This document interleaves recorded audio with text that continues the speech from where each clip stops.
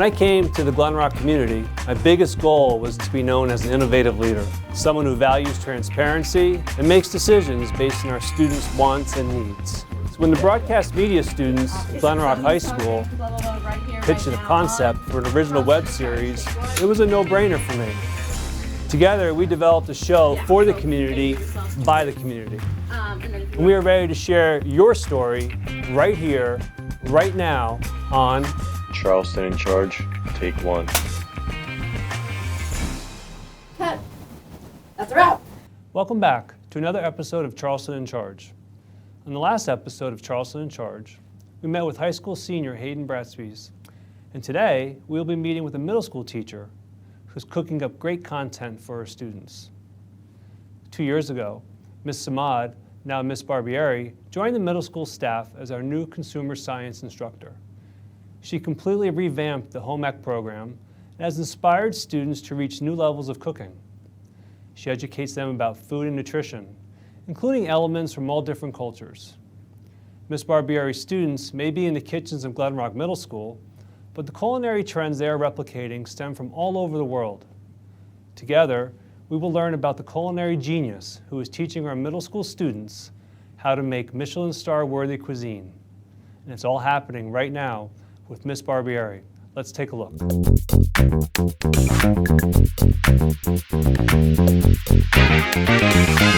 Before we begin, congratulations on your wedding. I heard that you recently got married. Can you tell us a little bit about the special day?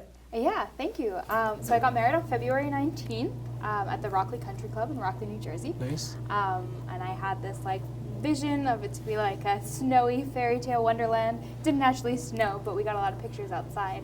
And it was just a super magical, love-filled day. So Oh, very nice. It was really great. And we were talking off camera about plans for your honeymoon. Where you plan on going? So right now we're planning on going to the Maldives and Singapore. Very nice. And you promised to return from that trip? Yes, that Okay. is the plan. All right, very good, very good.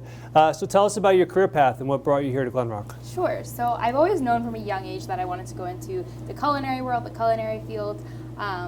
When I was little, I took my own culinary classes. I had someone come to my home and teach me things. And then in high school, I got to take culinary classes. And then I decided to go to Johnson & Wales University in Rhode Island. And I was there for 2 years. I got my associate's degree. And then I was working in the industry for a little. So I was working in boutique hotels. I did just regular restaurants. I was working in New York City for a bit.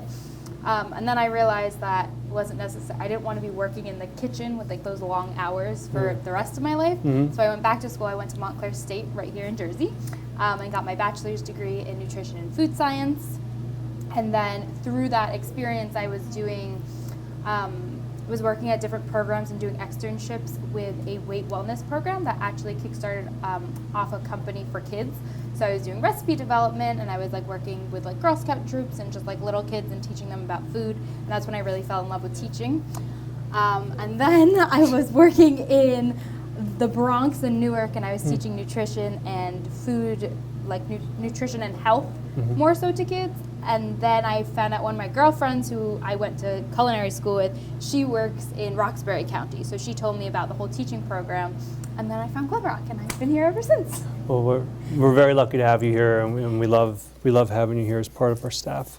Do you currently take part in any catering or outside private business So I have ventures? my own, I guess private business of just myself. I don't have any other staff. So I've done a few engagement parties. I've done birthday parties. I've done cooking lessons here and there, but kind of just more so for friends and families, just as something on the side. But my primary focus is students in school.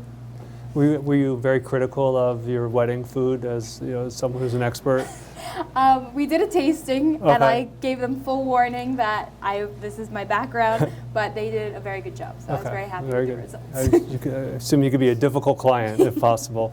So I remember last year I took part in the Cupcake Wars, the judging piece, and I really loved that. Can you tell us a little bit more about that event? Sure. So I like to run the class and give my students as much freedom and flexibility as possible. So they do a Cupcake Wars because it's semesters, they do one right around not Thanksgiving time, Halloween time, and then they'll do as their final exam, they do a chopped competition. So they get to use all the skills that they've learned in the past. They get to put them all together and then kind of like put them to the test. So through that, they get to use their creativity. They get to come up with their own recipes. Everything's made from scratch. They make their own cupcakes. They make their own frosting. They make their own decorations. So I'll go to the store, I'll buy all the ingredients, but really everything is in their hands, and they get to take on their own little special project. And that was fun. I really enjoyed that. What about Thanksgiving? When I walk by here during Thanksgiving time, there's like a line outside the door if people want to come in. Tell us a little bit about the Thanksgiving traditions that you have here. So Thanksgiving is also kind of the same. I'll have them sit down one class and I say, okay, what are your favorite Thanksgiving foods? What do you want to make? And then each kitchen gets the opportunity to make 2 different dishes. So then, again, they make me their own grocery lists. They come up with their own recipes. It's like all the freedom of the students. What they want to make, I let them bring it, talk about some of the traditional things they do at home. Maybe it's different depending on their culture and their background. They do some other special things. And then again, I give them their recipe. Well, they make their recipes, but I'll print them out for them. I'll make sure they have all the ingredients, and then they get to have a nice little feast. And then obviously we get to invite the administration and anyone who's walking by if they want a snack. We welcome them in. That and cookies we like to pop in. What's your biggest pet peeve in the kitchen? When we don't listen to directions. Okay. And also a messy kitchen. A messy kitchen is a messy mind, which causes for either an uneasy recipe or making silly mistakes. I have that same conversation at home. I tell my wife and daughter that a good chef cleans up after themselves. Yes, and while it's happening. I always tell them, I'm like, you're finished with something, put it away, wipe it up, don't wait till the We're end. going to show this episode to my house.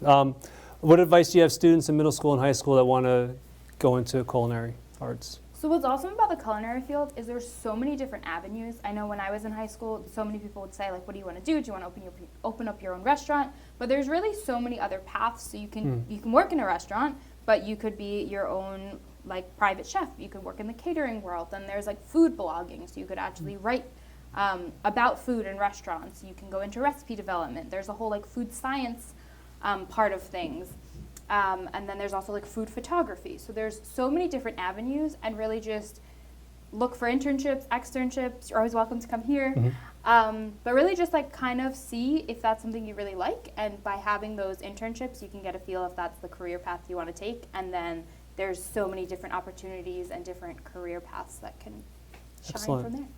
Again, I always say this, it's amazing what a good teacher can do to a program, and you've elevated this program so much, so thank you. Thank you.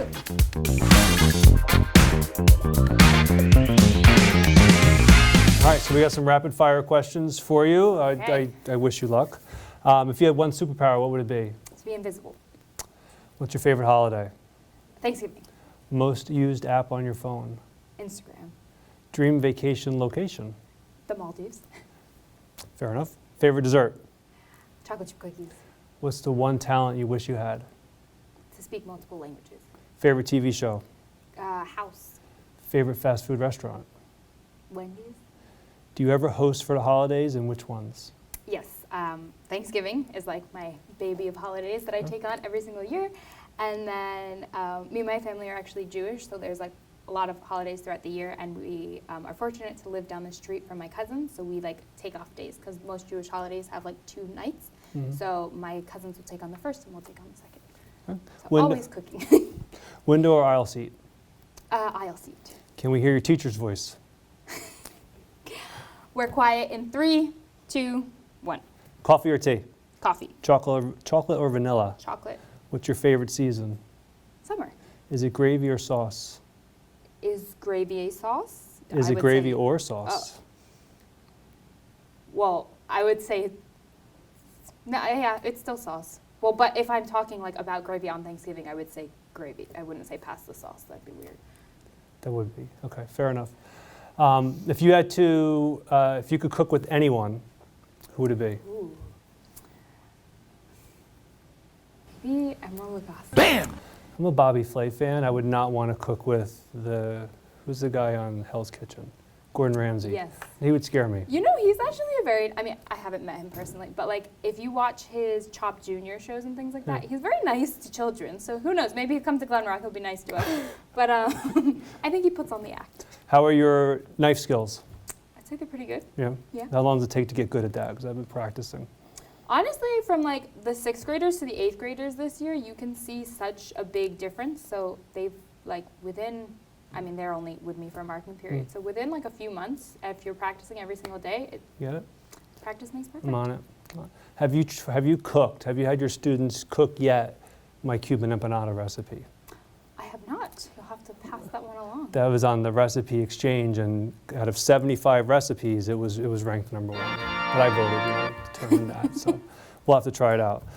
So that does it all today for Charleston in Charge, and thank you for your time. We really enjoyed the conversation. Thank you. I'm happy to be